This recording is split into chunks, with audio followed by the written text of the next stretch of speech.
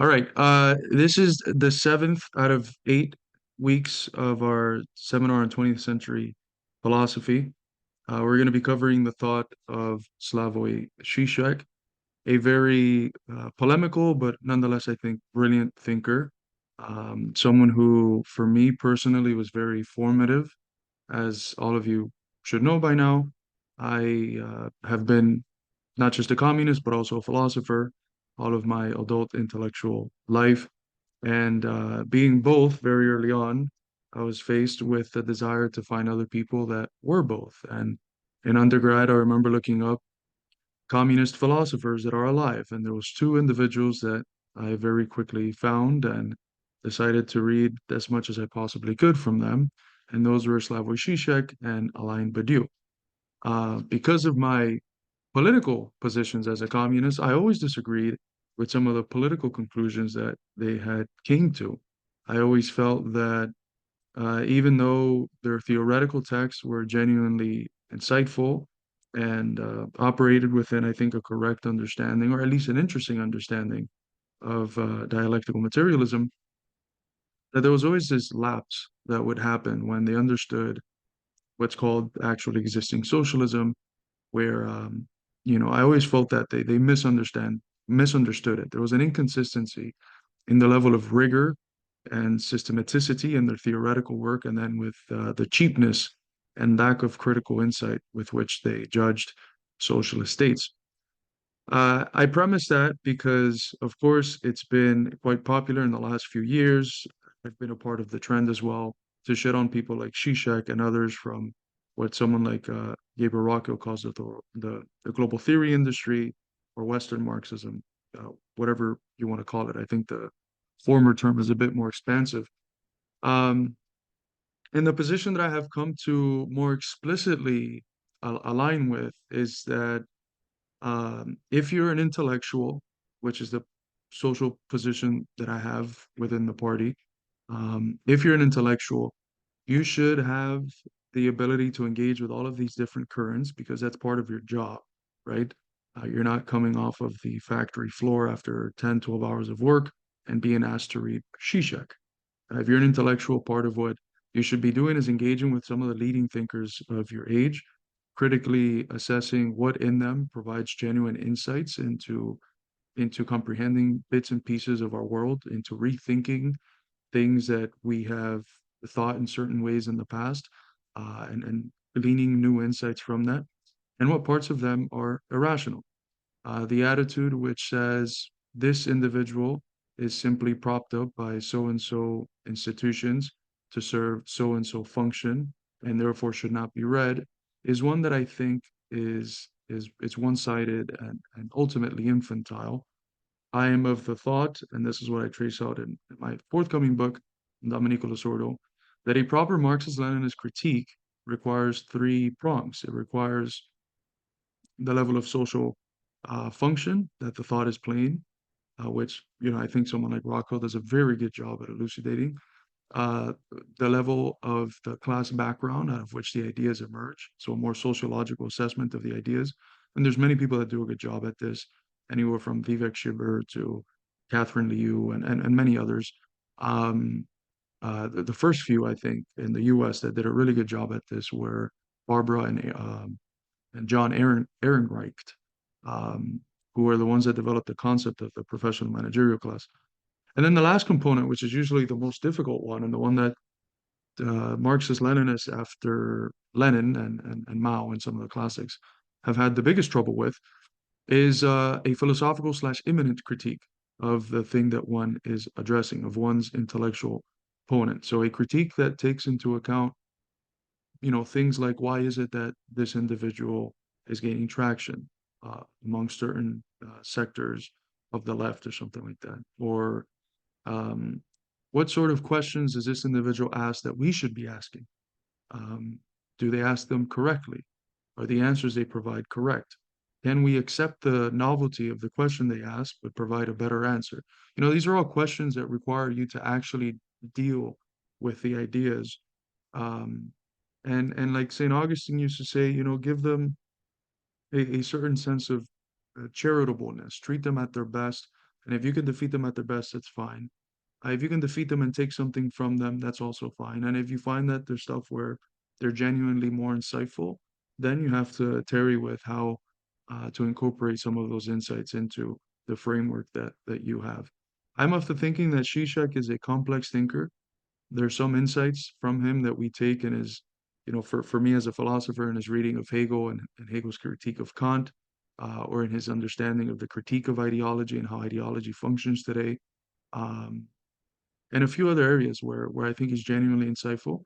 And then there's other areas where I don't think he's insightful, where I think he drops the ball. So unfortunately, I don't think this is something that um, is even worth stating, but um, there has really been such a dominance of the attitude of you should only really read or cite or learn from people who agree with you politically, that I think it warrants at least at me saying a few comments of why Zizek is worthy of being given a serious treatment. Okay, the text is situated in debates between the Habermasians. Habermas is, of course, the culmination of the Frankfurt School, or some even go as far as to say that he's part of this new era of the Frankfurt School that has a deeper faith in the Enlightenment and reason, etc. And the Foucauldians, who of course have more rooted in post-structuralism, post-Marxism, if you want to call it that, more skeptical of the Enlightenment, of reason, etc. And at the time in which Zizek is writing this text, which is based on an article he wrote 2 years prior for the Institute for Marxist Studies of the Slovenian Academy of Arts and Sciences, at the time he's writing it, this debate between the Habermasians and the Foucauldians is in full-fledged. Uh, And, his intervention is basically to say, in essence, that, both of these sides are a lot more similar than what they give themselves credit for. And, and they're insufficient at carrying out the analysis that they seek to carry out. And there's this alternative perspective that has been forgotten and tossed to the side, which is that of Althusser's analysis of ideology, which I think we must return to. So you have this interesting predicament where Althusser, whom we covered maybe 3 or 4 classes ago, who considers himself in some ways an enemy of the Hegelian influences in Marx, is here being treated as the thinker that we have to go back to by someone who considers himself first and foremost a Hegelian, and then some form of a Marxist and a Lacanian, which is Zizek. Those are the three main prongs of his intellectual influences: Lacan, Hegel, and Marx. Um, so the way that I read Zizek's critique of ideology is as an extension of the materialist critique of ideology that we already explored a few classes ago in the figure of Althusser. And he's doing this specifically in an age, if you think about what's happening in 1989, Berlin Wall has fallen. Within a couple years, the Soviet Union is going to collapse, and people are already smelling that eventual collapse around the corner. There's the declarations left and right that we have achieved the end of history, that we're in, for the first time ever, in a post-ideological situation. And of course, with people who are thinking critically about society, this predicament is something uh, that we have to tarry with, and that's what Zizek does. In many ways, this book is also a reply to the spirit of his age, which was that, we are in a post-ideological predicament. He wants to defend the role that ideology critique, specifically Marxist ideology critique, informed, of course, by Lacanian psychoanalysis, the role that form of ideology critique can still play in our cynical age, which is something we'll talk about a little bit more shortly. He starts by making the statement that for Lacan, Marx was the one that invented the notion of the symptom. Throughout this discussion, we're going to come across many different concepts that come from Lacanian psychoanalysis or Freudian psychoanalysis that are probably going to be the more confusing parts of the discussion. I'm going to hope to try to clarify them as best as I can. I myself am not trained in the tradition of psychoanalysis, so this is something that is not necessarily new to me, but I'm grappling with it myself. But this point about Marx inventing the symptom is really something that he ends up unfolding towards the end of the chapter. He lets us know about it at the beginning, but it is really towards the end that he answers what that means, both for him, but also for Lacan. Um, he wants to start by expressing that there's a fundamental homology, so a, a similarity in how both Marx and Freud come to analyze, in the case of Marx, commodities, and in the case of Freud, dreams. He tells us that in both cases, the point is to avoid the properly fetishistic fascination of the content supposedly hidden behind the form. The secret to be unveiled through analysis is not the content hidden by the form of commodities or the form of the dream, but on the contrary, the secret of the form itself. This is perhaps one of the most, if not the most important point of the whole reading. It's going to get refined and restated and its implications drawn out over and over again in the introduction and in other parts of the text. But the essential difference is this: in the history of philosophy, whether we're thinking through the categorical sets of form and content or appearance and essence, the form and the appearance have always been a distorting force that our goal in the process of cognition should be to get beyond. You get beyond the form so that you can really get at what you want to get at, which is the content. Or you get beyond the appearance so that you can actually get at what is important, which is the essence. It has structured a lot of the more vulgar and mechanistic artistic depictions of of of what illusion really constitutes. If you think about the dichotomy that exists in a movie like The Matrix, you're really dealing with this formal level of appearance where things appear a certain way, but then a deeper level of the content, the essence of what things are actually like, the world that Neo eventually goes into.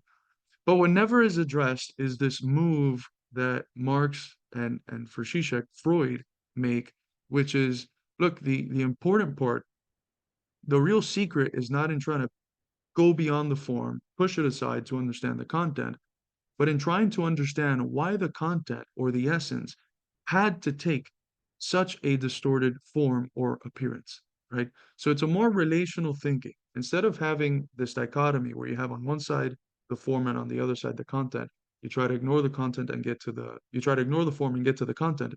You're asking yourself, why this relationship?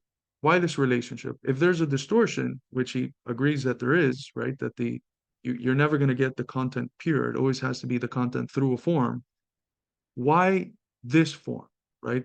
So this is what he is going to tell us. What the investigation is of the secret of the form itself. This is an expression that he's going to be repeating a few times throughout the text. Let me see. This is something that if you know your Hegel, if you read The Logic of Essence, the second book of the Science of Logic, his treatment of form and content, appearance, essence, etc., ends up taking this same position that Zizek is developing, that Zizek argues that both Marx and Freud develop. Okay, so uh, he's gonna talk for a bit in this section, which I think, I don't know about you guys, for those of you that read it, I think this first section, specifically when he starts talking about the dream, it's when um, it's when it could be the most confusing, because that's when he's incorporating the greatest amount of concepts from psychoanalysis, often quite quickly without really explaining what each of them mean.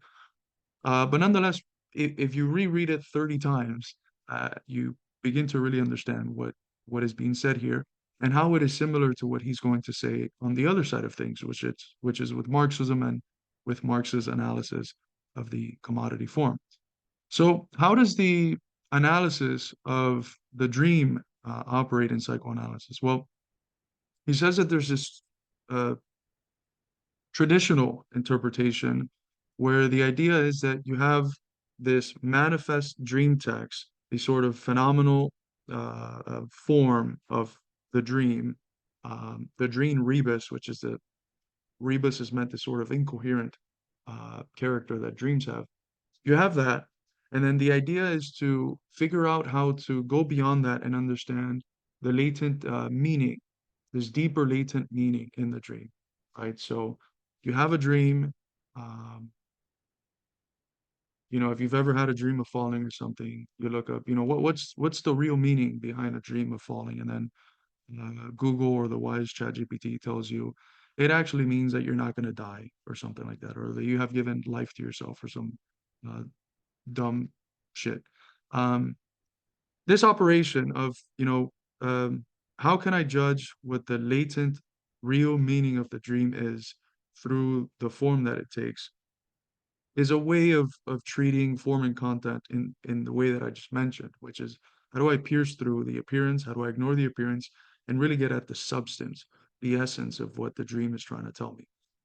He says that this is a mistake, and that what Freud and Lacan, in the manner that they would treat dreams, there's three parts. There's not just the manifest dream text, the stuff that you actually dream, or the latent meaning, but there's also this third component, which is the unconscious desire, which is what people think they're trying to get from when they try to understand the latent meaning. He's going to say that the unconscious desire is not this thing that lies beyond the appearance of the dream in the latent meaning. The unconscious desire is the operation whereby the distortion occurs. Um, so the unconscious desire, this thing that almost like presents itself as the most concealed, the deepest, etc., is actually the one that is the most in the surface, right?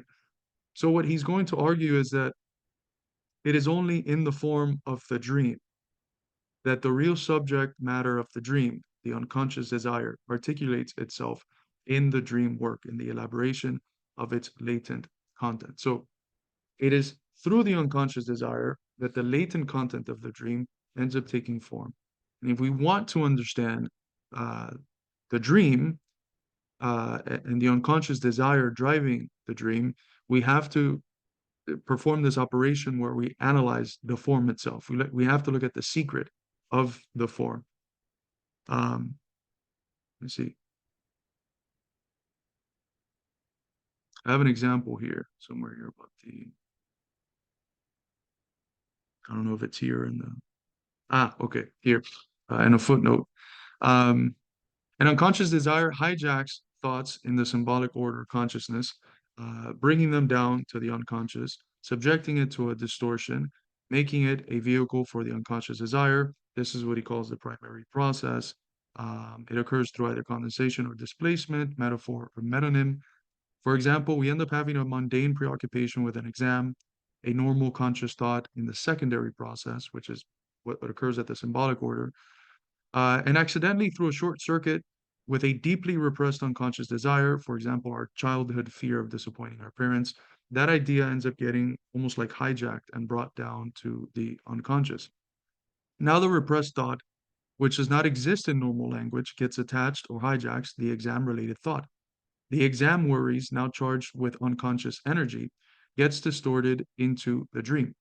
You might, for instance, dream of failing the exam in some bizarre manner, the exam room being your old parents' house room, you forget your clothes or something of that nature in the dream rebus. The dream is not a direct representation of unconscious desire, nor of the latent content thought. Here, the analyst operation, so the psychoanalyst operation, would be that of analyzing how the dream, in distorting the latent thought, so the stress of the exam, tells us something about the unconscious desire. So this is an example of what's being talked about here, essentially, in terms of the more abstract, formal level. How is it that in distorting the latent thought of the fear, the latent thought of the stress of the exam, in distorting that into the form of a dream where you fail the exam, you're in your parents' room, you're naked, or something like that? How does that distortion tell us something about the unconscious desire that has brought through the primary process down to the unconscious a thought that it was able to short circuit and do that with, right? This is the more psychoanalytical, uh, mumble jumbo-y part, but I think it does make sense after a while. For Zizek, the psychoanalytical interpretation of the unconscious desire in the dream is not done by piercing deeper into a latent content, but by analyzing how the unconscious desire is operative in the distortion of the latent content that the latent content undergoes when it is translated into the form of the manifest dream text. The manifest content of the dream is not a disguise for the latent dream thought. It is the space where the unconscious articulates itself. Therefore, simultaneously, that which we assume to be the most hidden, the unconscious desire, is at play in the disguising mechanism that is itself on the surface. The meaning is in the puzzle. It is in the role of distortion and the role that distortion plays in constituting the dream. He's going to write that this then is the basic paradox of the dream. The unconscious desire, that which is supposedly the most hidden kernel, articulates itself through the dissimulation work of the kernel of a dream, its latent thought, through the work of disguising this content kernel by means of its translation into the dream rebus.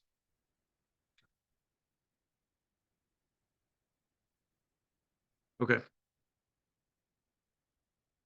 Marx is going to make, or Zizek is going to make the argument that Marx does something very similar in his critique of political economy.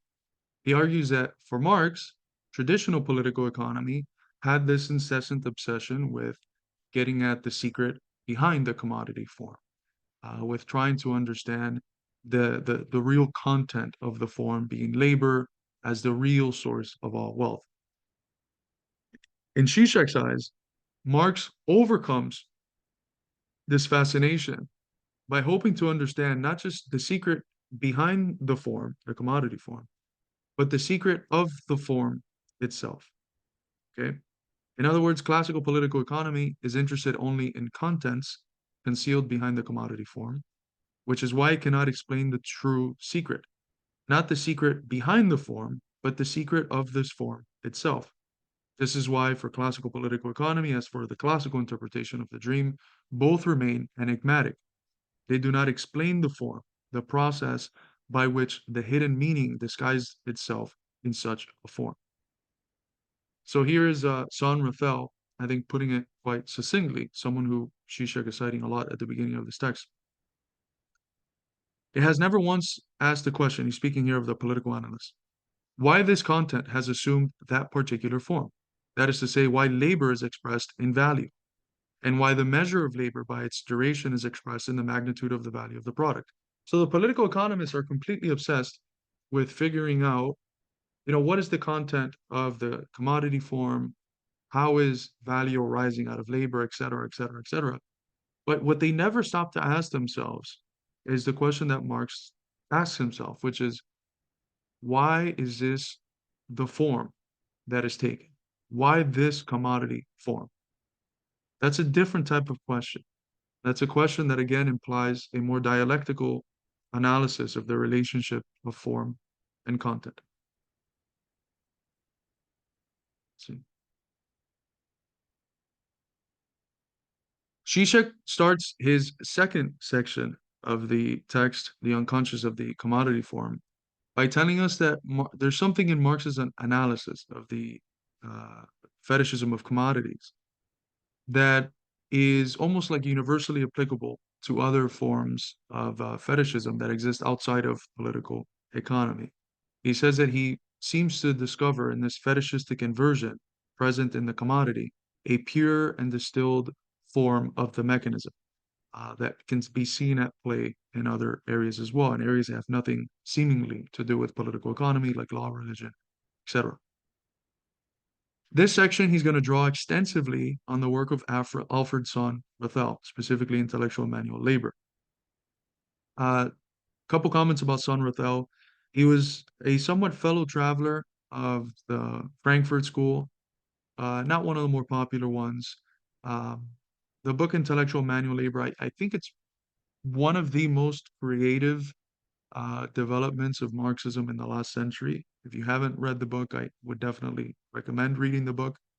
There's been many subsequent studies done from the ideas that he develops in the book. And the main one that he develops is the conception of Marx's discovery of the real abstraction.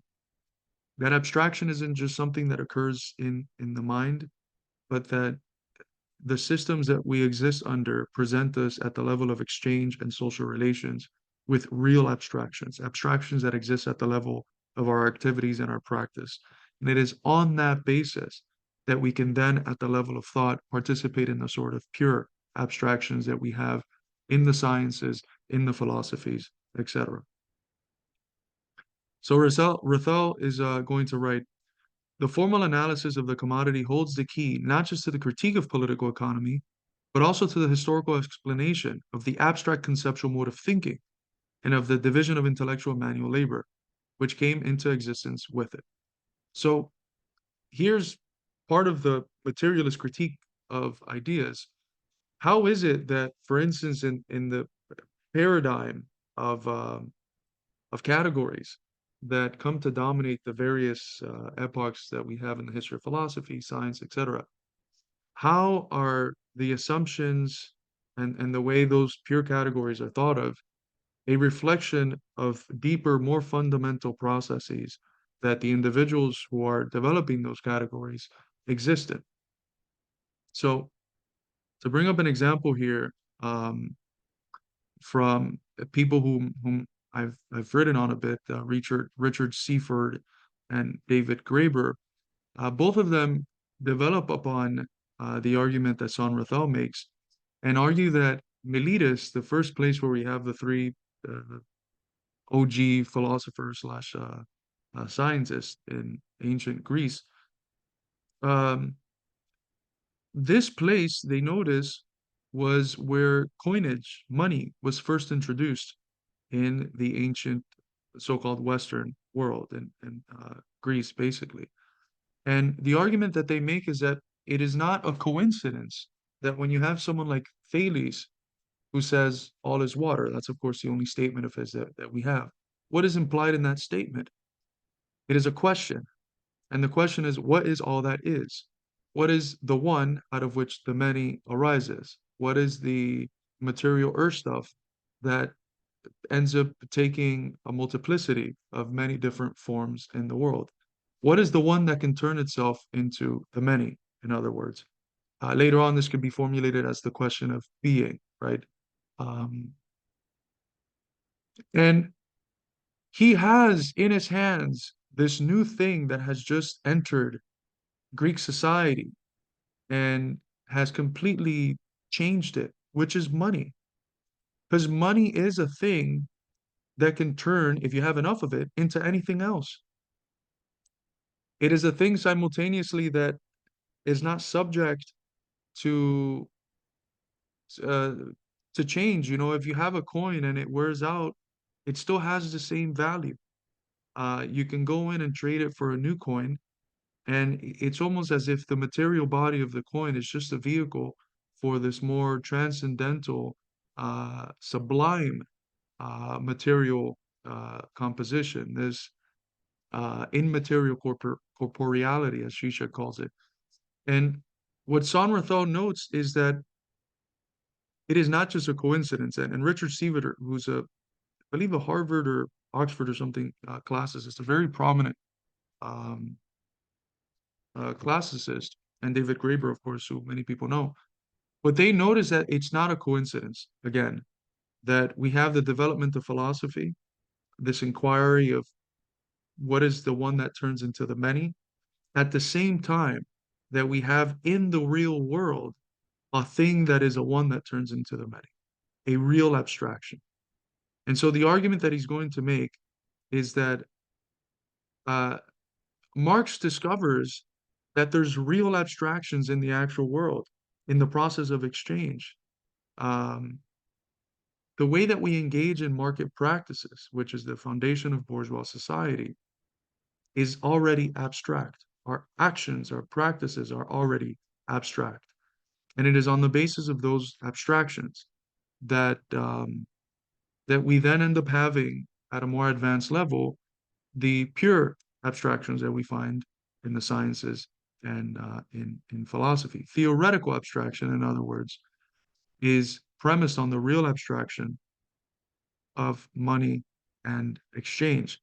The commensuration of everything into numbers and quantity that you get with modern science, uh, which is very much mathematical in that sense, that commensuration is already at play in the exchanges that we find in the bourgeois market. Because the bourgeois market is essentially a process where you commensurate qualitatively different things so that they can be expressed through the same form of quantity. Different things become capable of being compared not on the basis of quality, but on the basis of quantity. And this same operation that we have in the real world that's mediated through the presence of money is the one that we then end up seeing in the sciences.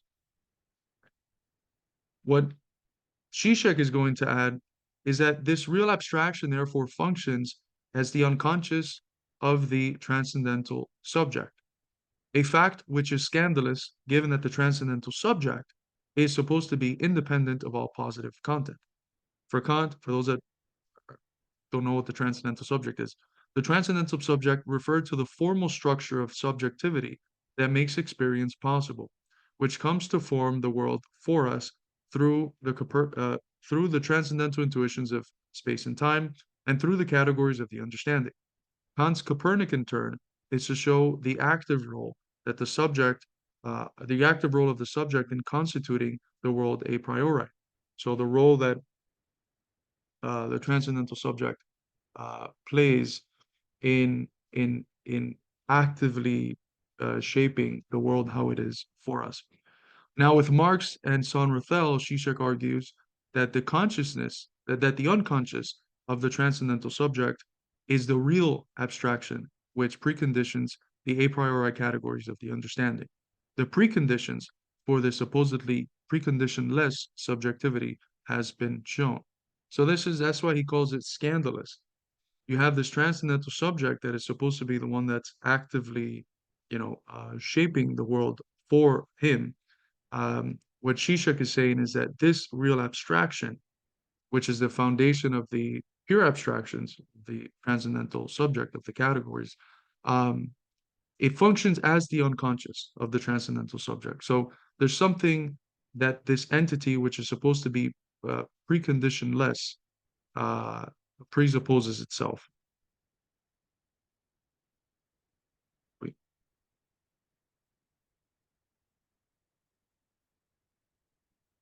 here's Zizek's quote explaining it if you want to read through that afterwards.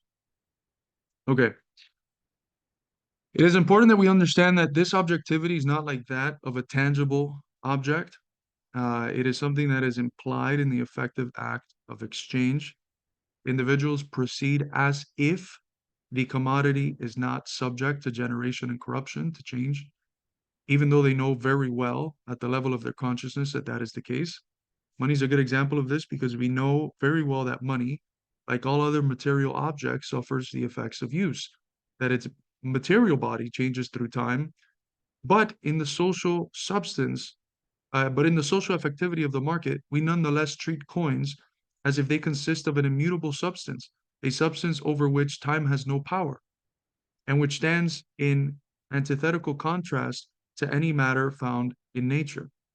I know that money is a material object like others, but still, it is as if it were made from a special substance over which time has no power.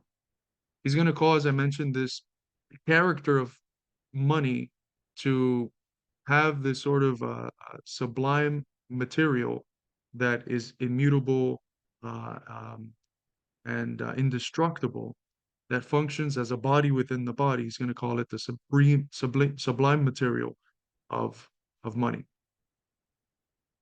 And it's, of course, sustained through the symbolic authority that it continues to have. Sonrathel, I think, puts it in terms that are a lot closer to the ones which we would more frequent with.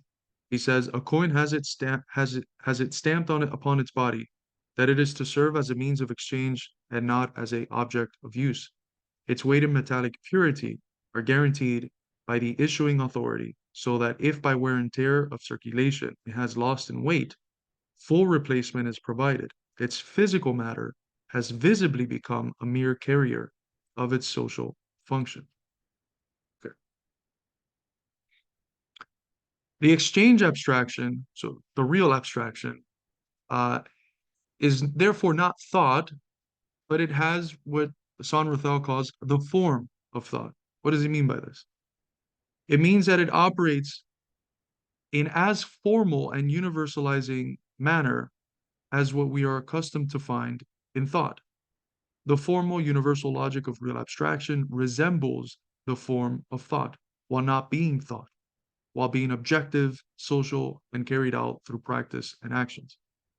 It has the form, for instance, of a universal judgment, but it does not emerge just from a subject's mind. Zizek is going to argue that philosophy, as such, is defined through a certain blindness to these preconditions, the unconscious of the transcendental subject, for instance. However, the man on the street participating in the market has a similar form of blindness. During the act of exchange, individuals proceed as practical solipsism, so as if, you the world how it is in their head is the world how it is, like only they exist or something. They misrecognize the social synthetic function of exchange. That is the level of the real abstraction as the form of socialization of private production through the medium of the market. Such a misrecognition is the without which not, the sine qua non, of the effectuation of an act of exchange. If the participants were to take note of the dimension of real abstraction, the effective act of exchange itself would no longer be possible. I want to finish the comments on this section before I open it up for some questions. So here's the crucial part. He says, the crucial paradox of this relationship between the social effectivity of the commodity exchange and the consciousness of it is that, to use again a concise formulation by Sonrathel, this non-knowledge of the reality is part of its essence, its very essence. The social effectivity of the exchange process is a kind of reality which is possible only on condition that the individuals partaking in it are not aware of its proper logic. That is, a kind of reality whose very ontological consistency implies a certain non-knowledge of its participants. If we come to know too much, to perceive the true functioning of social reality, this reality would dissolve itself. This is how ideology functions. This is probably the fundamental dimension of ideology. Ideology is not simply a false consciousness, an illusory representation of reality. It is rather this reality itself, which is already to be conceived of as ideological. Ideological is a social reality whose very existence implies the non-knowledge of its participants as to its essence. That is, the social effectivity, the very reproduction of which implies that the individuals do not know what they are doing. Ideological, this is essential. Ideological is not the false consciousness of a social being, but this being itself insofar as it is supported by false consciousness. Thus, we have finally reached the dimension of the symptom, because one of its possible definitions would be a formation whose very consistency implies a certain non-knowledge on the part of the subject. The subject can enjoy his symptom only insofar as its logic escapes him. The measure of the success of its interpretation is precisely its dissolution.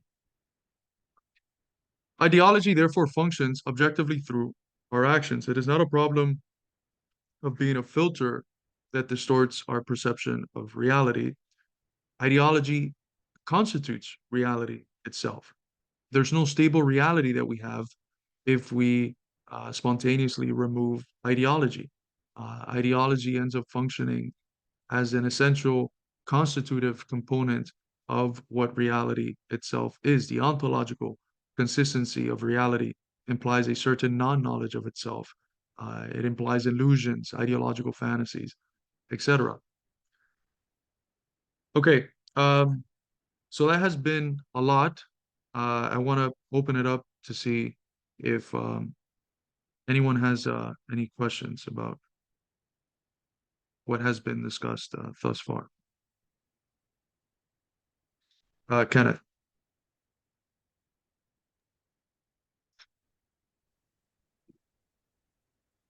Um, so he wrote this before the internet, right? So Mhm. and now it's like, well, I just kind of feel like with the information age, boom, and the internet, all that shit, right? We do know now. Now we do know what we're doing, right? I mean, it seems like, uh, I mean, I'm not sure, if that, uh, completely destroy everything you said, but now we seem to be in the era of, you know, we know what we're doing, and we're going to do it anyway. That's you're Uh, anticipating the next section. That's what he's going to okay, get yeah, to. His basic argument is that yes, that is the case. We do live in a cynical age where there's this safe distance where no one actually believes in the thing because they know what they're doing, but yet they're still doing it anyways. And his yeah, argument is fundamentally going to be that that is why Marxists should think about ideology as not an illusion that we have in our thinking, but as something, as an objective illusion, as something that exists in actions, in practices, in rituals, mediated through the institutions that they occur in. And the misrecognition, the illusion, is rooted in us thinking that that illusion, it's not, that ideology is not at the level of our practices. So the illusion is not this thing externally covering up our ability to engage with reality directly. Everyone already has a cynical distance to it. Everyone can recognize, for instance, that there's no democracy in America. But yet people still continue to act as if they as if that's not the case. And in the action is where ideology is. And only after can you also find it in the fact that what they're misrecognizing is precisely that it is through their action, not through their immediate belief, but through their action. yeah, This is the what he calls later the double illusion. yeah, yeah. And I was also kind of wondering, um, how that pertains to some of the other things he would says later. I mean, not maybe not in this specific text, but just having studied Zizek a little bit, because he also talks about what's called what he calls we talked about this last time, the social function of belief, Mhm. right? Where like, for example, certain practices remain right regardless of whether or not individuals believe them, but on the basis of what individuals believe other individuals believe. Right. So the Santa Claus example, the Niels Bohr example, right? Or was it Niels Bohr, the horseshoe, right? Yeah, yeah, yeah. Um, and so, whether that, how much that maybe kind of affects, because what happens when we because it seems like, well, okay, then the next phase, right, in the sort of in the next phase of cynicism is going to be we're still doing it even though we don't even think people believe, right, that it's even a thing, right? Like you know what I'm saying? Like once we no longer believe that others believe it, right? Right, We're still going to wind up doing it, and then it's just kind of like, well, now it's just our habits or something that have just completely taken over without any kind of conscious, without even there being any need for not only our own beliefs, right, but beliefs about what others believe, right?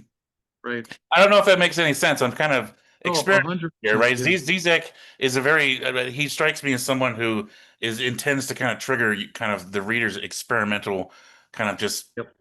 yeah. So, Well, I think that's the value of Zizek, the way in which he forces us to think and rethink certain things. But the point that you made, he does address in this text the objectivity and the social objectivity, right? When he's talking about objectivity, he's speaking in terms of sociality, objective social relations, things external to just the lonesome individual. He does address that. But that point about that we specifically talked about with Santa Claus and us acting in the absence of belief because we presume that others acting do have that belief Yeah. as the intention of their action. That's an idea he ends up developing, I think, only later. And it's interesting because I have a whole section on that for the article that I was doing with Comrade Halali for Yeah. the recent Iranian journal. So, Do you um, happen to recall which text? Because I've looked for it in his text. I can't find it anywhere. I mean, I've seen him talk about it on YouTube and whatever, but it's it'd be handy maybe if you could drop it in the chat or something at some point. But it would be I handy cite to kind of know where, because it's like, am I going to read 5,000 pages of Zizek to find that shit, you know? yeah, no, I get that. It is in Welcome to the Desert of the Real. Oh, okay, yeah. Yep. Okay. So that's yeah, in Welcome to the Desert of the Real, he talks about it and um of how when we understand that the other doesn't believe, that's when the actions begin to collapse. Yeah. Okay. So, all right. Any other questions or comments? I know this has been denser than usual, so if anyone has anything, or is there anything that's not clear, please feel free to ask.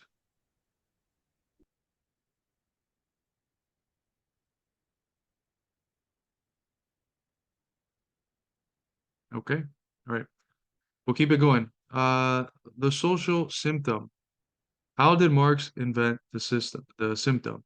Here, Zizek provides his answer for that question. I think in the next one is where he provides Lacan's actual answer. But he's going to argue that Marx detected the fissure, the asymmetry and pathological imbalance that belies the universalism of bourgeois rights and duties, and which functions as its constitutive moment.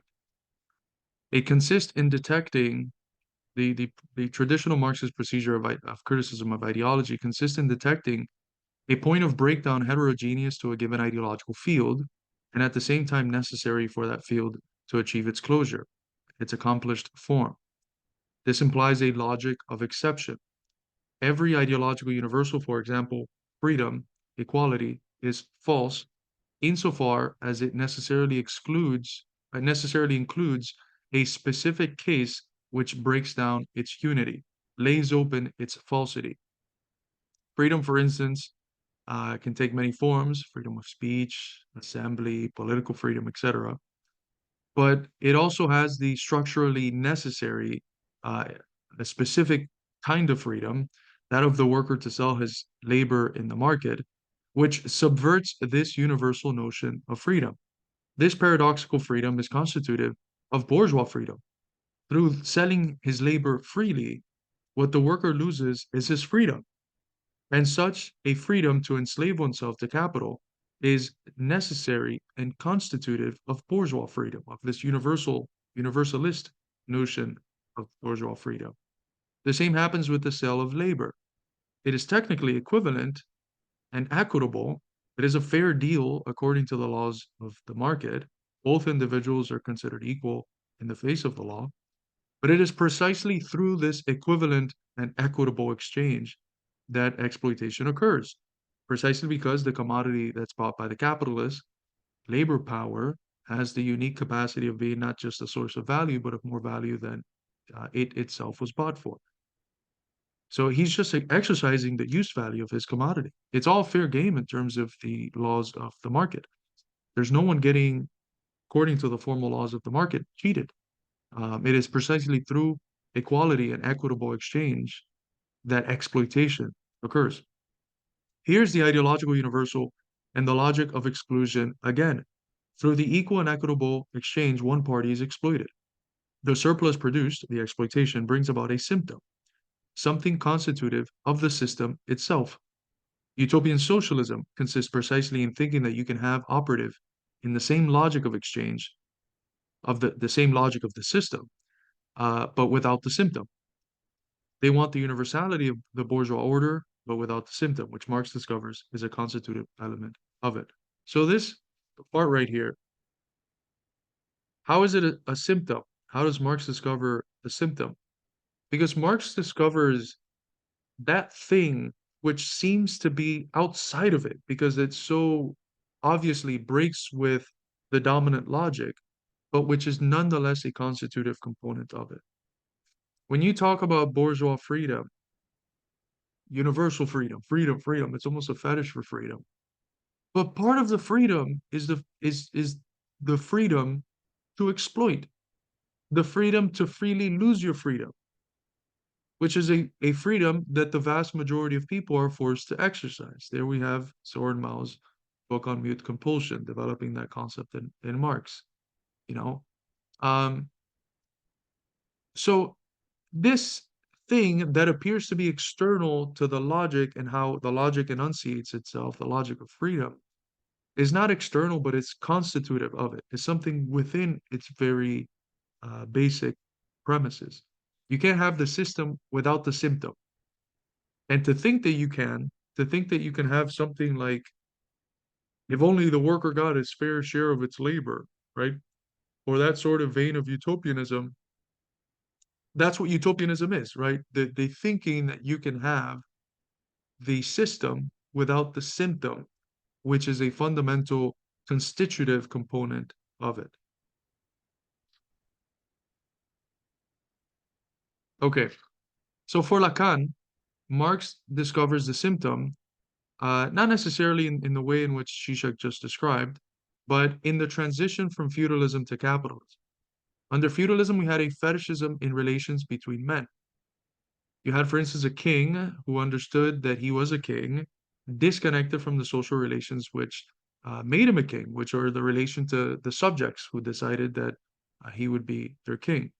The subjects likewise understand themselves as subjects, as if it's an ontological property of their being, not as if it is a result of the relationship that they have to the king, who also has his status because of the relationship that he exists in with the subjects.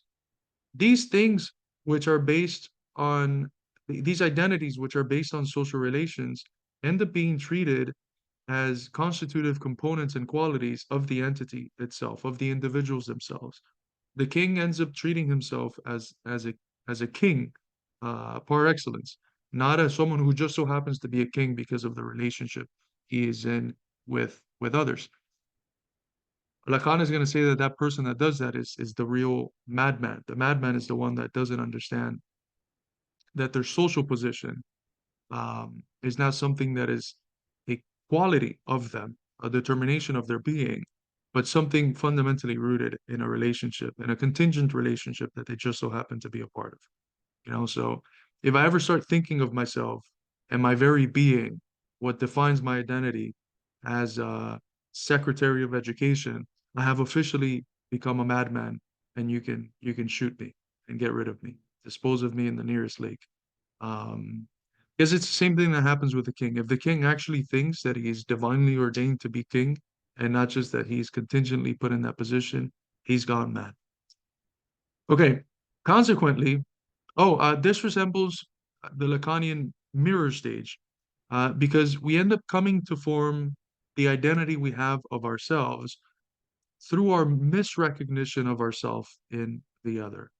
The identity that the subject has as subject is premised on his misrecognition of the king as king. Kenneth. Hey, so I just wanted to say, that's exactly what happened. Did you ever watch Game of Thrones? No, I That was haven't. that was the Mad King, right? Like the whole story of Game of Thrones comes out of what happened with the Mad King, right? And he came to believe that he was dragon-like, right? And then it started to unravel right from there, right? So anyway, just thought that was kind of interesting. In the history of philosophy, Rousseau, if you remember part two of the discourse on inequality, he says that one of the central problems with developing statuses is that people buy too much into their status. And when you, for instance, offend them, because they tie their status intimately to their social being, to who they are, um, the punishment gets much more severe and crude.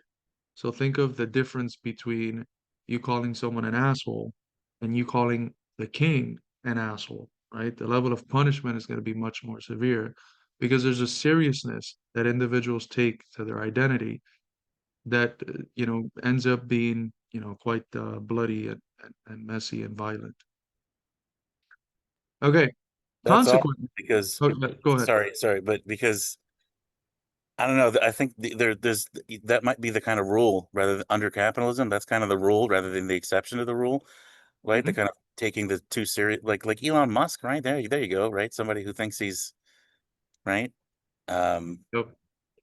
He yeah. actually thinks he's a genius. Instead of being humble on sort of uh knowing your I don't want to say knowing your place or whatever, but identifying with the function, but like thinking that you're sort of now ontologically constituted by it, right? Exactly. Yep. And that's a central form of fetishism. Um, but we'll see in just a minute. The form of fetishism that becomes dominant in capitalism is not necessarily that one. Uh, Consequently, the essential feature of commodity fetishism does not consist in the famous replacement of men with things. A relation between men assumes the form of a relation between things. That's the quote from the commodity fetish section. Rather, they consist of a certain misrecognition which concerns the relations between a structured network and one of its elements. What is really a structural effect? An effect of the network of relations between elements appears as an immediate property of one of its elements, as if this property also belongs to it outside of its relationship with other elements. It is as if the king is king irrespective of having subjects. Capitalism is novel because relations between men are not necessarily fetishized as they are in the case of the king and the subject, or the master and the slave. In capitalism, we all approach each other as equal free subjects, each following their egotistical interest. It is through a free contract that interactions are mediated, not through explicit domination or coercion. People are equal in the eyes of the law. This relationship is free of the fetishism of the old master and the slave. There is then two types of fetishism. There's commodity fetishism, a fetishism between things, and the fetishism between men, which Zizek argues should more accurately be called relations of domination and servitude. The two forms of fetishism are thus incompatible. In societies in which commodity fetishism reigns, the relations between men are totally defetishized, while in societies in which there is a fetishism in relations between men, in pre-capitalist societies, commodity fetishism is not yet developed, because it is the natural production, not production for the market, which predominates. But the retreat of the master in capitalism was only a displacement, as if fetishization in the relations between men was paid for by the emergence of fetishism in the relations between things, by commodity fetishism. The place of fetishism has just shifted from intersubjective relations to relations between things. The crucial social relations, those of production, are no longer immediately transparent in the form of the interpersonal relation of domination and servitude, of the Lord and his serfs, and so on. They disguise themselves, to use Marx's accurate formula, under the shape of social relations between things, between the products of labor. Marx discovers the symptom in this transition because relations of domination and servitude, old fetishism, are repressed formally, but the repressed truth, that of the persistence of domination and servitude, emerges in a symptom which subverts the ideological appearance of equality, freedom, and so on. The symptom functions as the point of emergence of the truth about the social relations, relations which, as Marx said, are disguised under the shape of social relations between things, between the products of labor. So, how does Marx discover the symptom? Because in this transition, the old form of fetishism is repressed. Everyone engages with each other as a free and equal individual. The capitalist is not a master. The capitalist is just like you. He went to the market to buy and sell. Just so happened that what he bought was labor power. What you sold was labor power. And then you go back to the market and you buy other things. You're equal. You're the same. There's no domination and servitude at play here. And then you have surplus value, the enigma of surplus value. Then you have the enigma of exploitation. And these are the symptoms that arise. The ways in which um, formally there's one thing that is said about the system that the system says about itself, but then there's this traumatic real, this symptom that makes itself seen, which seems to undermine everything else in the system. How can we have, uh, it's easy to see this from the standpoint of hypocrisy. How can we talk about free and equal individuals when one is getting exploited and one is getting rich from the exploitation of the other? But it's not, you know, it's not a negative operation to call out that hypocrisy. But what is at stake is not just a hypocrisy, but the understanding that that is constitutive of the values. You can't have the values uh, of the ruling capitalist order, its pseudo-universalism, etc., without having the symptom. Again, as I mentioned earlier, it is utopian socialism precisely to think you can have the system without the symptoms.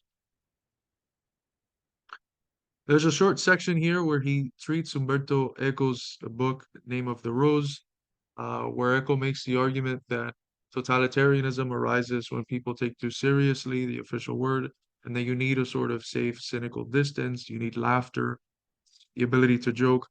And Zizek says that his thesis is the exact opposite of the premises of Eco's novel. He says that in contemporary societies, democratic or so-called totalitarian, that cynical distance, that laughter, that irony are, so to speak, part of the game. The ruling ideology is not meant to be taken seriously or literally. Perhaps the greatest danger for totalitarianism is people who take its ideology literally. So he has an example. He doesn't make it in this book, but he does another text, um, which is obviously not one that we would like. But he says that the biggest danger for something like a totalitarian communist party in Eastern Europe are those individuals who actually believe in the ideology, are those individuals who don't have that cynical distance where you say democratic centralism, but in reality, it's just a handful of people who are going to say what goes, right? Those, according to Zizek, are the real dangerous one because within totalitarianism itself, it is presupposed you have to have this distance. We can look at the same thing today in the US. If you actually think that most of the ruling elite believe they're nonsense, I got a bridge to sell you. They're smart enough to have a cynical distance to the narratives that they craft in order to fool us into accepting their agenda. The real crazy ones are people like the guy that Eddie did a video on, the really, really fat guy. Uh, Forget his name. Eddie posted a picture of the guy being dropped as a bomb uh, on Israel by Iran. I forget his name. Anyways, but that guy in private text messages and everything, you can tell he actually believes he's like this crazy evangelical nut job. Those people are kind of dangerous for the system because they actually believe the nonsense the system says about itself. The nonsense the system feeds people. Okay, now we're getting to what uh, Comrade Kenneth was trying to hit at here, or was hitting at here, Say, oh, sorry. It's just like, now I'm understanding a little better why Zizek often says things like cynicism is the thing that's sort of like saving us, right? It's saving us from complete and total disaster because there are at least enough people who actually don't believe that the bullshit that they are spinning in order to, yeah, okay. which is precisely why instead of it being the absence of ideology, it is the form that modern ideology takes. Yeah, yeah, yeah. Okay. That's, yeah, that's a lot. Okay. Thanks. Uh, he starts this section on cynicism as a form of ideology by talking about the different ways in which ideology has been understood in our tradition. He starts by the most elementary traditional form, which is ideology as false consciousness. The illusion is something that's added onto how we view reality. Um, it interprets, they know not what they do, but they are doing it anyways. That phrase from Marx as a problem of thinking. If we actually came to know what we were doing, we would not be doing it, you know? So it's just a problem of illusion. Here, for those of you that know your history of philosophy, um, this kind of harks back to Plato, who held that people do wrong just because they're ignorant. If they knew what was actually good, they wouldn't be doing any wrong. This holds the same sort of assumption that uh, that action is based on a certain level of naivete. Once the external illusion is removed, you're good to go. Kenneth. Yeah, but Aristotle's rebuttal to that, right, is this idea of acrasia, right, and or which is always hilariously translated as incontinence, right? Um, that you can still, you know what the right thing to do is, but you just can't Yep. bring yourself to do it, right? But this is a third alternative, right? To that kind of famous, debate or whatever in scholarship between, Aristotle, the Aristotelian, and the kind of uh, Mhm. Platonic, right? Yeah, but I'm wondering kind of how to formulate it as the third alternative to that. Mm. In many ways, I think it'd be closer to Aristotle than Yeah, to yeah, Plato. Right? The point is that the traditional Marxist understanding of the critique of ideology is, in a certain sense, Platonist, um, because it is assuming that the problem of ideology is just one of naivete, right? The problem of having the wrong ideas, having what you think about the world be tainted with uh, illusions. And once you remove those illusions, you're good to go. Then you can actually engage with the world. Then you can have class consciousness, and then you can fight for a new world. Then you have what Shisha considers to be a more advanced version that develops with the Frankfurt School, which basically says the same thing, but says that a reality itself cannot reproduce itself without this so-called ideological mystification. The mask is not simply hiding the real state of things, the ideological distortion is written into its very essence. So it's not just that the mask is unnecessary, you can remove the mask, but the mask is a constitutive component of the reality. And this is not going to be good enough for Zizek because it still retains the notion that there could be, you know, even theoretically, a face without a mask. yeah, Uh, yeah. For Zizek, all reality itself is ideologically constituted, right? Yeah, exactly. Yep. Which is we discussed, I think, with Althusser. It's the same thing. Uh, yeah, yeah, then he makes the move towards this thinker, a more conservative thinker, Peter Sloterdijk, who develops in his, I think it's called the Critique of Cynical Reason, um, the idea that today we live in an age of cynical reason. No one actually is naive enough to, for example, buy into the fact that we are free or that America is a democracy.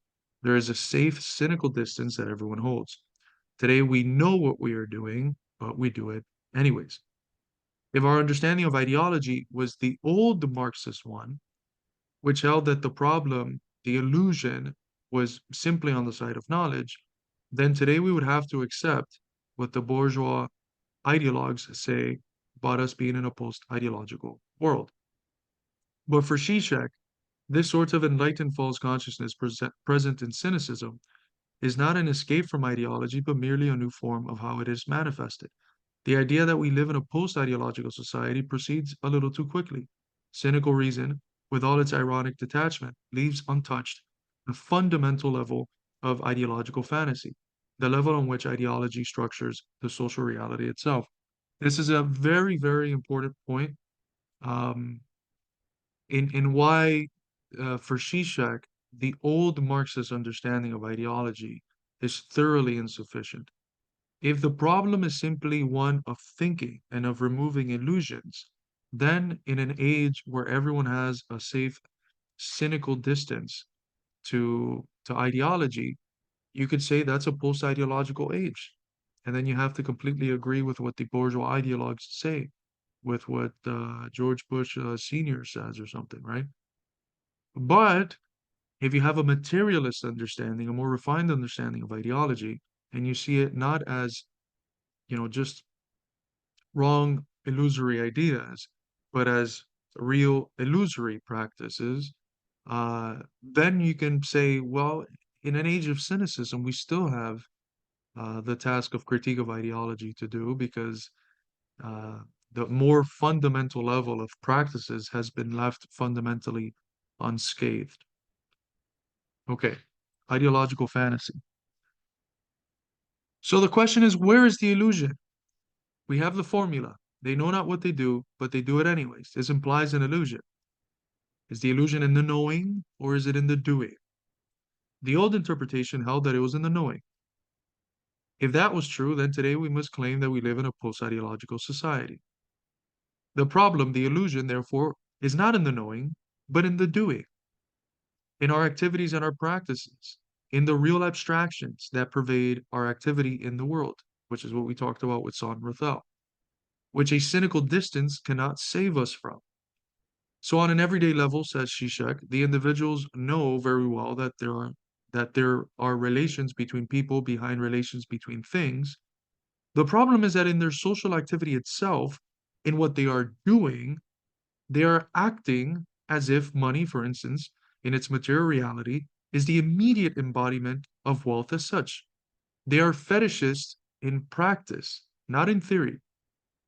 What they do not know, what they misrecognize, is the fact that in their social reality itself, in their social activity, in the acts of commodity exchange, they are guided by a fetishistic illusion.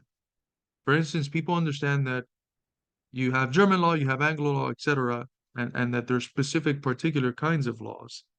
But nonetheless, and here Zizek rephrases Marx to make sense of this example, he knows very well that Roman law and German law are just two kinds of law. But in his practice, he acts as the law itself, this abstract entity, realizes itself in Roman law and in German law. What people do not know is this, that their practices themselves embody this fetishistic inversion, this ideological illusion, the real abstraction. What they overlook, what they misrecognize, is not the reality, but the illusion which is structuring their reality, their real social activity. This is a double illusion, the illusion that exists uh, in their objective activity, the real abstraction, etc., the fetish and practice, and the latter misrecognition of this illusion in the act.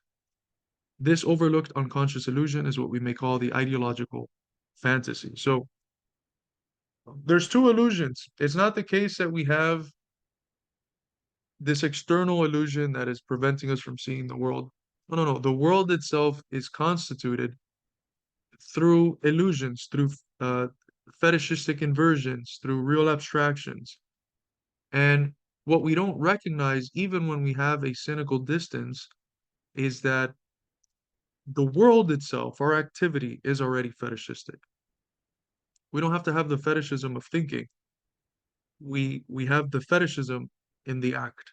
And by not recognizing that, we develop the second level of illusion, where we misrecognize where the the fetishism is, where the illusion is. That's the ideological fantasy. The fantasy that we have removed ourselves from ideology because we no longer believe, we're just acting. But we fail to realize that the action itself is ideological, is fetishistic, is rooted in real abstraction. And that misrecognition is itself a form of ideological fantasy and illusion. Any questions on this so far? I think that's perhaps the central idea of how ideology operates. If you're going to grasp anything from Zizek, this is what you ought to be grasping. Any questions? Is there anything in here that's unclear?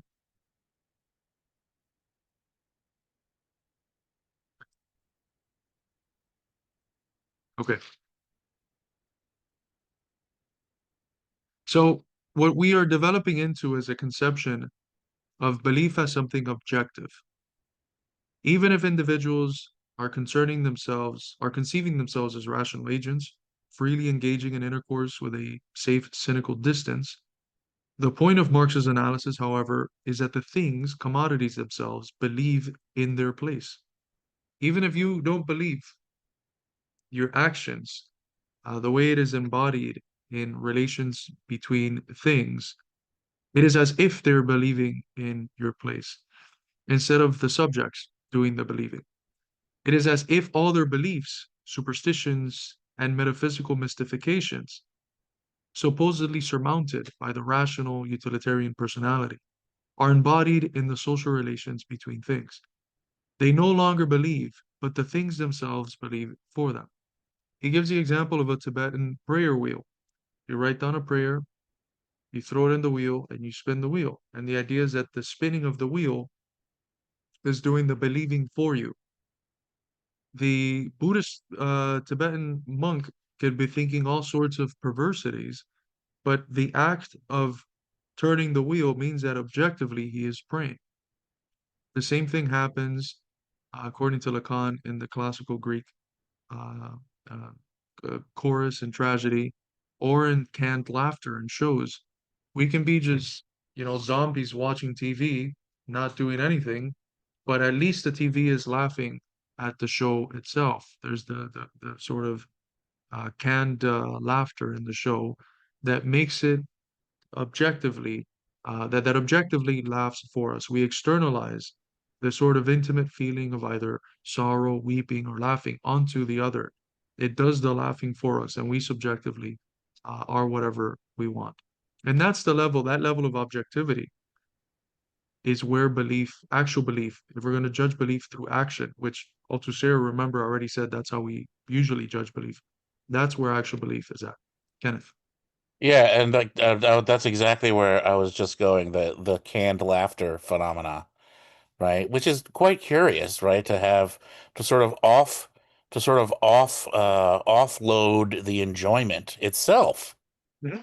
right? Because we are perhaps, we would say under the capitalist form of life, we are so exhausted that our enjoyments have to be outsourced, right? Um, that there's so little like life left in us that the things we enjoy have to be right. He also gives this example in one of his talks. Um, of going on a date with a beautiful woman, and then you get back to your place and it's like, let's just put the fake penis and the fake vagina in the corner and have them fuck each other, and let's just just sort of laying around or whatever, right? Or just talking or whatever, right? So it's sort of like get the thing out of the way, and sort of like the enjoyment has to be offloaded because it's the enjoyment itself is causing the anxiety. The enjoyment itself is the thing I'm too exhausted Because to it's become a live for. duty, right? Go ahead. It's become a duty, right? Yeah, yeah. And that's why A burden. Like the exactly pleasure is a burden itself. Yeah, yeah. in pre-capitalist or even in capitalism before modern capitalism, you you were taught by society restraint, right? In contemporary capitalist society, your duty is to enjoy. You are compelled to enjoy, such that enjoyment itself, Yeah, yeah, yeah. it's done under duty and therefore it's not experienced as it would Authentic. Yeah, before. Yeah, yeah. it's not authentic, right? If we want to have like a sort of Heideggerian um, analysis, it's not authentic interactions. It's done under the impetus of of a sense of duty, and so this obsession with um, the sexual performance makes it so that Zizek says, like you said, the ideal date, she brings her machine, I bring mine. They do the they do the act, and that way we can just theorize or whatever. And if we We can want to have theorize it. sex, if we want to have sex, we can have sex without the pressure of the duty because the Yeah, machines are already doing it, right? yeah, yeah. Which is the same thing here. You know, if I want to laugh, I can laugh without pressure because the canned laughter is already doing the Yes. laughter for me. It's Yeah, performing the duty. yeah. So I mean, for those of you listening, and I know most people listen in the recording that they can put like at twice the speed or something. Um, you know, these are very interesting bits of insight that I think Zizek produces as a philosopher, and we should approach him, I think, first and foremost as a philosopher always, right? We can critique him when we have to, but these little pieces of insight, I mean, just please point me to another Marxist, Leninist, you know, pure in terms of their politics. If you know me, you know how I feel about that.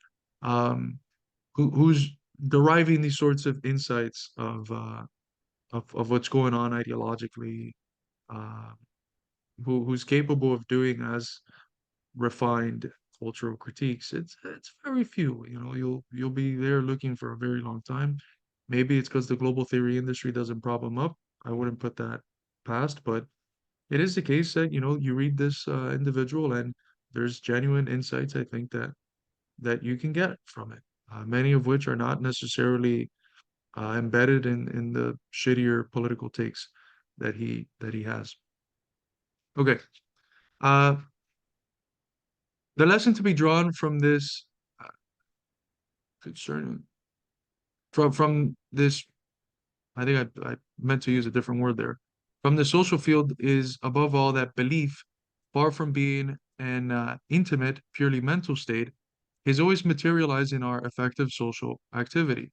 Belief supports the fantasy which regulates social reality. This is why Zizek really likes Kafka, um, because it is through the exaggeration that Kafka depicts of the bureaucracy that you are able to have there on the table, out in the open, placed on the stage, the fantasy that is regulating the libidinal functionings of the effective or real bureaucracy itself, such that the so-called Kafka's universe is not a fantasy image of social reality, but on the contrary, the placing on the stage of the fantasy which is at work in the midst of social reality itself. We all know very well that bureaucracy is not all powerful, but our effective conduct in this in the presence of the bureaucratic machine is already regulated by belief in its almightiness. In contrast to the usual criticism of ideology, trying to deduce the ideological form of a determinate society from the conjuncture of its effective social relations, the analytical approach aims, above all, at the ideological fantasy efficient in social reality itself. We still act, therefore, as if it isn't, as if things that we know are or that we know are not, as if, you know, in their opposite. We act in ways which contradict we what we claim to think. And in what he means here is basically, as we'll see in the last slide or second to last slide, is basically that Kafka's understanding of the real, um, or of what ideology critique has to critique is a lot more in line with the Lacanian perspective than it would be, for instance, with the Marxist. Zizek also pivots, like Althusser did, to Pascal, uh, who considered that central to the authority of authority is that you follow it because it is. Uh, Real obedience is external. You follow the law because it is the law. Obedience out of conviction is not real obedience because it is already mediated through our subjectivity. That is, we're not really obeying the authority, but simply following our judgment, which tells us that the authority deserves to be obeyed insofar as it is good, wise, and beneficent. So, this is an important point, right? What does real obedience consist of? If you have if you obey out of your own conviction, you have already mediated the the obeying through your own subjective act, and you're not actually obeying. Uh, we find um, we find reasons for faith always retroactively. It is after we already believe that we can accept some reasons for that belief as authoritative. He introduces at the end of this section, uh, you know, a story from a movie called Another Country, where one of the characters ends up by telling the other one at the end that you are not a communist because you understand Marx. You understand Marx because you are a communist. And the central point here is that the things that we end up considering as authoritative reasons for belief, we consider authoritative only after the fact of actually having somewhere deeply in our unconscious begun the process of belief. What Kafka finds is repressed in the unconscious, therefore, is precisely this, that the law is not to be accepted as true, but as necessary. The fact that its authority is without truth. It is its radical contingency, which is repressed through the mechanism of transference that superimposes meaning and truth behind it. So, through the retroactive reasons that are provided for this much more fundamental unconscious process of believing in something, not because we consider it to be true, but because we're genuinely obeying, because we consider it to be necessary. The reasons, for instance, for considering the law to be true are something that come after the belief. The lessons that we draw from what we have discussed so far are the following. Belief is already materialized in the external ritual. In other words, we already believe unconsciously because it is from this external character of the symbolic machine that we can explain the status of the unconscious as radically external, that of a dead letter. Belief is an affair of obedience to the dead, uncomprehended letter. What Althusser misses in his analysis between the ISAs, the ideological state apparatuses, and ideological interpellation is how the ideological machines actually produce belief in a specific cause and the interconnected effect of subjectivation. So, how is it that you go from this Pascalian machine, this signifying automaton, to the process of interpolating subjects, to actually creating subjects who have certain beliefs that align with those institutions? The answers to this, as we have seen, is that this external machine of state apparatuses exercises its force only insofar as it is experienced in the unconscious economy of the subject as traumatic, senseless injunction. Althusser speaks only of the process of ideological interpolation through which the symbolic machine of ideology is internalized into the ideological experience of meaning and truth.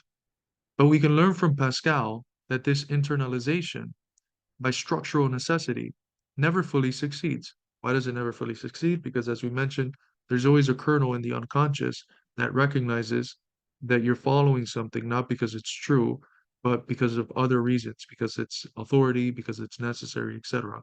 And that the reasons are something that you provide retroactively. The reasons for meaning and truth are something you provide after the fact of belief.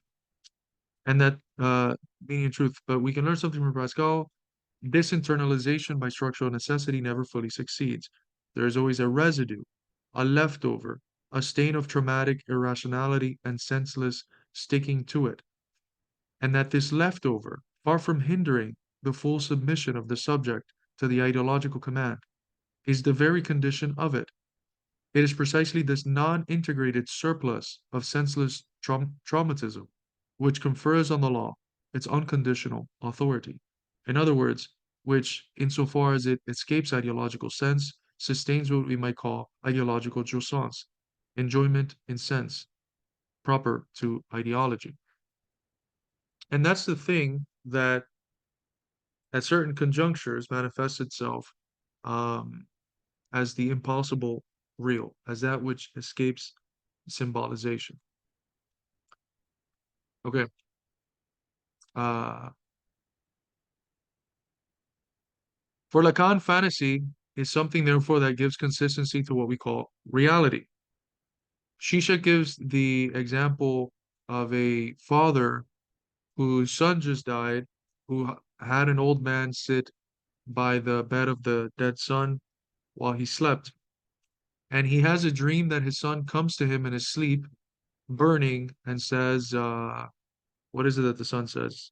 Uh, he says something like, Father, do you not see that I am burning? Or something like that. And the father wakes up, he looks at the room, and he notices, this big light, the fire's actually going. The old man had fell asleep, and wax from the candle had landed on the arm of the kid, and it started setting itself on fire. The traditional interpretation is that we feel the fire, or we smell the smoke, or whatever, some external irritating force leads us to have a dream where we incorporate that irritating force within it to try to extend the dream, to try to make us not wake up. And when that external irritation is too profound, we end up eventually waking up. For Lacan, on the other hand, the subject does not wake up because of the external irritation. Yes, he constructs a dream, but the thing that he encounters in the dream, the reality of his desire, the Lacanian real, in our case, the reality of the child's reproach to his father, can't you see that I am burning, implying the father's fundamental guilt, is more terrifying than the so-called external reality itself. And that is why he awakens, to escape the real of his desire, which announces itself in the terrifying dream. He escapes into so-called reality to be able to continue to sleep, to maintain his blindness, to elude awakening into the real of his desire. Here we have an inversion, right? Because traditionally we think we escape into the dream world. We escape reality into the dream world.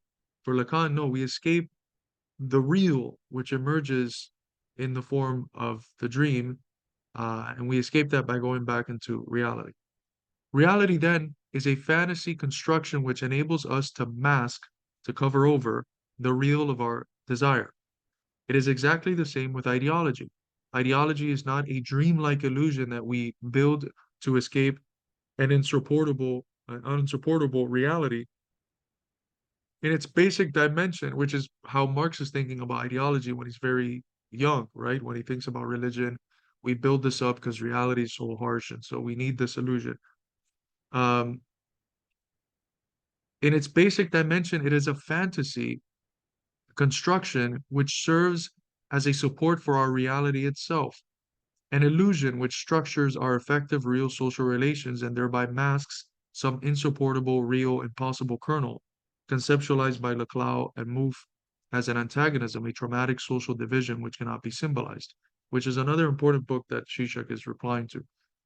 The function of ideology is not to offer us a point of escape from our reality, but to offer us the social reality itself as an escape from some traumatic, real kernel. That's a very important distinction. The fantasy is in the world itself. In many ways, we escape by going into our fantastical social reality. And in doing it, we can ignore the impossible real and the trauma of the impossible real. For Lacan, it is only in the dream that we can come close to a real awakening, to confronting the real of our desire. Uh, it is only in the dream that we approach the fantasy framework, which determines our activity, our mode of acting in reality itself. It is the same with the ideological dream. To break its power, we must confront the real of our desire, which announces itself in this dream. He goes on to have this interesting discussion about the role of the category of the Jew as a object cause of reality, an object petit a for anti-Semitism. The way that you defeat anti-Semitism is not by giving them counter facts uh, to destroy their narrative. So by talking about all the elites that are WASPs, or generally non-Jewish. You don't destroy anti-Semitism by saying, no, look, not all Jews are like that. Here's some good Jews. Um, because anti-Semitism is not something that's fundamentally rooted in facts. It's rooted in a pathology, a way of adding this thing onto the world, this object petit a, so that we can close off the world, so that we can give it coherence, and, and and a narrative that helps us have a comfortable understanding of how things are in the world. For the true anti-Semite, for the individual that is truly under its ideological grip, no fact is capable of disproving the narrative. This is how ideology functions. And ideology really holding us only when we do not feel any opposition between it and reality. That is, when the ideology succeeds in determining the mode of our everyday experience of reality itself. And ideology succeeds when even the facts, which at first sight contradict it, start to function as arguments in its favor. Now, look, this is an area where I think Zizek uh, and his analysis is extremely pertinent for people in the ACP. Because what does this remind you of? A situation where individuals are so deep within the grip of ideology that facts that contradict their worldview are somehow spun to confirm the worldview that the fact itself contradicts. You have individuals out there who say that Jackson Hinkle and the ACP are feds. Well, then you have the fact of Jackson Hinkle or Christopher Halali or myself or Haz going to countries that are the biggest enemies of US imperialism, Yemen, uh, Moscow, Russia, Venezuela, Cuba, China, etc., or different parts of Africa, countries where there have been progressive anti-colonial coups, basically the most based countries on earth. They receive us with open arms. They love people like Jackson and his reach. So this fact disproves by its very existence under any logical framework the narrative of the Fed jacketing, such that someone like this is the this is how you can see that Hassan is perhaps a little bit better than some of our more psychotic ops. When the pictures from Jackson Haz and Halali in Yemen came out, Hassan was reacting to it on stream, and he's like, you know what? I guess they're not feds, Uh, they're probably something else, but at least they're not feds because there wasn't such a strong ideological grip over him. If you're actually in the grip of ideology, you end up reacting like a lot of so-called leftists did on Twitter, which was, how could the intelligence services of Yemen have failed and have allowed, a Mossad agent, an FBI, CIA agent to come into their country or something like that, right? You always find a way to spin it once you're within ideology. You always find a way to spin facts that counter that ideology in a way that defends it. So for the anti-Semite, if he has a good individual who's Jewish and who is his neighbor, someone who helps them, and it's very clearly a good person, they're not going to take that as evidence of, maybe my narrative about the Jews was bullshit. What they're going to do is say, this is how evil the Jew is, that they present themselves even in the form of a very good neighbor. They present themselves in the form of a good neighbor. So this is, I think, at least, and a way of thinking about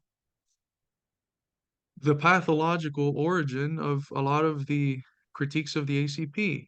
They treat the ACP as the object cause of desire, the object petit a. It is something, they have this fantastical creation of what the ACP is in their heads that allows them to make sense of the world. Kenneth. Yeah, I do a unit on egoism in my ethics class, and there's a similar refutation there, right? Where Like the person says, "Oh, well, you're just doing good things because it makes you feel good about it. You're not really altruistic. You're," and it's like, well, what the fuck could it be than if doing good things gives me pleasure, then that's the refutation, right? So in other words, it's like, yeah, the Jew or whatever that you say is so sneaky that he's being a good neighbor.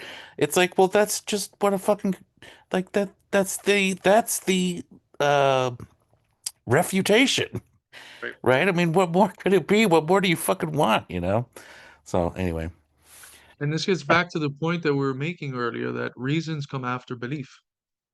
If you already believe in something very deeply, uh, even reasons for believing against it are not going to seem authoritative. Right. All right, we're almost there. Shisha closes out his last section of the introduction by drawing out some distinctions between the Marxist and the Lacanian understanding of ideology.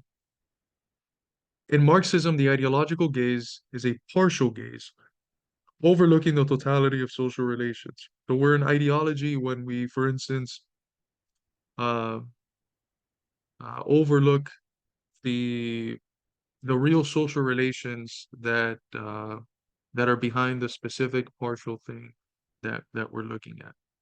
So we let's see what can I do? Uh, Coca-Cola, right? I think Coca-Cola is in the BDS list. Um, we're an ideology when we just blindlessly consume Coca-Cola without realizing that it's part of a company that is profiting to the tunes of millions or billions from the genocide of the Palestinians, right? When ideology is a partial gaze that blinds us to something bigger that's going on behind the scene. For Lacan, ideology designates a totality set on effacing or erasing the traces of its own impossibility, the traumatic real. So for Lacan, it's something else. For Lacan, ideology is much more akin to what is it that the system has to repress? What is it that is a constitutive component of it, but so contrary to its formal expressive logic that it cannot be articulated at the level of the symbolic. Um, it is the traumatic or the impossible real, which is repressed and which comes out and shows itself in symptoms. That's a distinction. As far as the real, Marxism, for the ideological procedure in Marxism, the ideological procedure par excellence is that of a false externalization and universalization of that which is dependent on a specific context. For example, the ways in which bourgeois political economy universalizes and naturalizes certain concepts that are very specific to the capitalist form of life. In Lacan, the most cunning ideological procedure is the opposite of externalization. It is the over rapid historicization, attempts to historicize things to elude the hard kernel of truth, the real. One focuses on over rapid universalization that blinds us to concrete context, the other on how over rapid historization blinds us to the real kernel, which returns as the same through diverse historizations.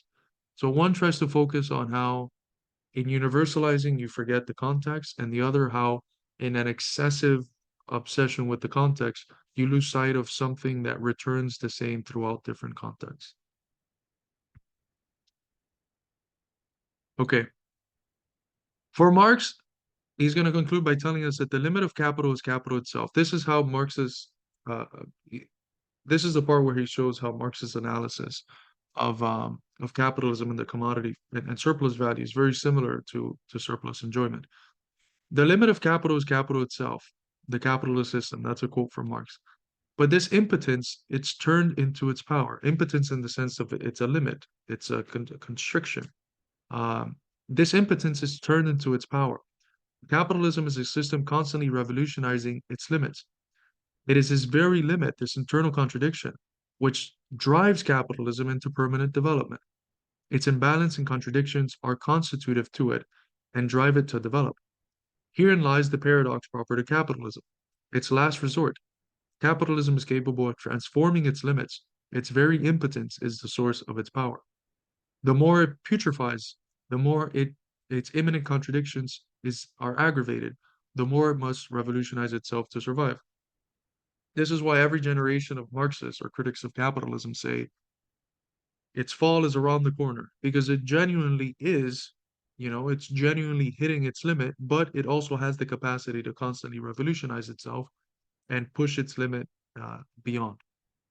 And it is precisely through this ability to inject itself with new life when it is dying that capitalism functions at its best.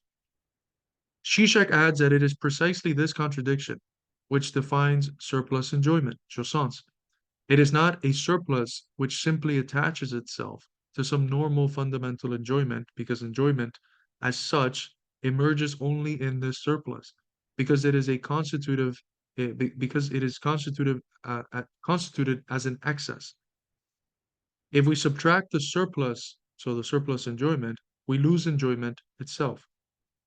Just as capitalism, which can only survive by incessantly revolutionizing its own material conditions, ceases to exist if it stays the same, if it achieves an internal balance. This then is the homology between surplus value, the cause which sets in motion the capitalist process of production, and surplus enjoyment, the object cause of desire. If you lose the excess, you also lose that which it appears to be an excess of.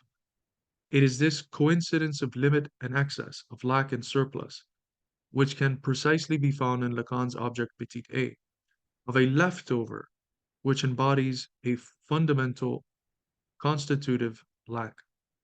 Without surplus enjoyment, there is no enjoyment. Just like without surplus value produced under capitalism, there is no incentive to produce. Okay. All right. 2 hours in.